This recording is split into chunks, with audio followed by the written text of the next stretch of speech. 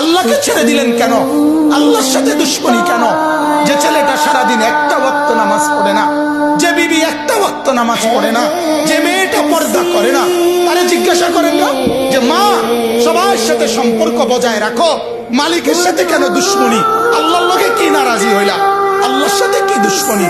আল্লাহর লগে কেন রাগ করলা? কেন রাগ করলা?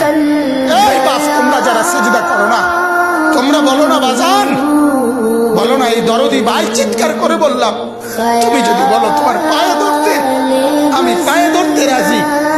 তুমি যদি বলো তোমার জড়িয়ে ধরে কাঁদতে, আমি কাঁদতে রাজি। তুমি বলো কেন আল্লাহর সাথে রাগ করলা? কেন আল্লাহর সাথে রাগ করলা? কেন আল্লাহর সাথে নারাজ হইলা? কেন সেজদা কপালে ঝুঁকলো না? কেন মালিকের সাথে সারাদিনের এত কিছুর বিনিময়ে আল্লাহ তাআলা একটা মিস কল দিলে, 2 সেকেন্ডের একটা মিস কল দিলে বন্ধু তুমি টের পাও তোমার মোবাইলে মিস কল আসছে। এত বড় মসজিদে 6টা মাইকের হরন দিয়া আল্লাহু আকবার বলে তোমারে ডাক দেয়, তোমার একটাবারও কানে লাগে না, বিবেকে লাগে না। তোর মতো সত্য ডাকাত, তোর মতো পাষাণ বেটার কে হইতে পারে? কথা বলেন না কেন? তুই ডাকাত, কত বড় ডাকাত! হ্যাঁ, এই জন্য ইনশাআল্লাহ আল্লাহকে রাজি করব। বলেন ইনশাআল্লাহ।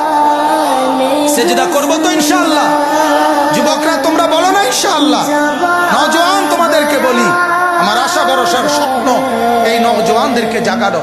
আমি সারা দিন রাত চাই যুবকরা জেগে উঠুক, কারণ আগামী পৃথিবী, গোটা বিশ্ব 2 ভাগ হবে।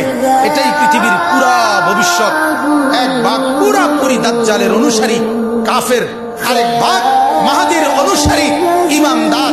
এই 2 ভাগে পৃথিবী অচিরেই বিভক্ত হয়ে যাবে। তুমি যদি মাহাদির পক্ষে থাকতে না পারো, তুমি যদি দাজ্জালের ধোকায় পড়ে যাও, আল্লাহর কসম ঈমান নিয়ে কবরে যাইতে পারবা না। অতএব আমি তোমার ঈমান চাই, আমি যুবকের ঈমান চাই, আমি যুবকের আখিরাত চাই। আল্লাহ তাআলা আমাদের প্রত্যেককে ঈমান আমলের দৌলত দান করেন, কবুল করেন।